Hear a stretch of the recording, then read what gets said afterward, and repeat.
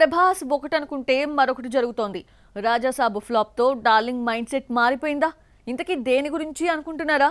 ప్రభాస్ ముందుగా మొదలుపెట్టిన సినిమా చివర్లో మొదలుపెట్టిన సినిమా ముందుగా రిలీజ్ అవుతుందా?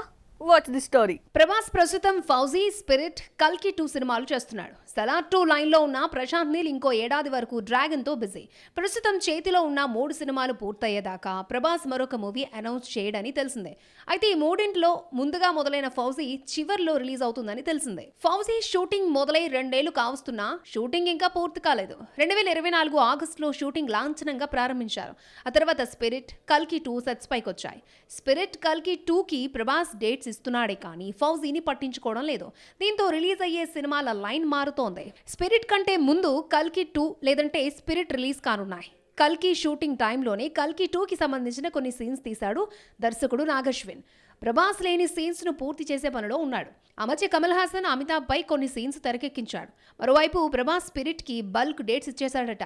దీంతో దసరాకు రావాల్సిన ఫౌజీ ఇప్పట్లో వచ్చేటట్టు కనిపించడం లేదు. కల్కి 2 లేదంటే స్పిరిట్ ముందుగా థియేటర్స్ లోకి రానుంది. రాజాసాబ్ డిజాస్టర్ కావడంతో ఫౌజీ వెనక్కి వెళ్ళింది. క్రేజీ మూవీనే ముందుగా రిలీజ్ చేయాలని డార్లింగ్ డిసైడ్ అయ్యాడట. యానిమల్ తర్వాత సందీప్ వంగా డైరెక్ట్ చేస్తున్న సినిమా కావడంతో స్పిరిట్ పై భారీ అంచనాలున్నాయి. కల్కి చివర్లో కర్ణగా ప్రభాస్ ఎంట్రీ ఇచ్చి కల్కి 2 పై హైప్ క్రియేట్ చేశాడు. ఫౌజీకి సంబంధించి 100 రోజులకు పైగా షూటింగ్ బ్యాలెన్స్ ఉండడంతో లాస్ట్ ప్రిఫరెన్స్ అయిపోయింది.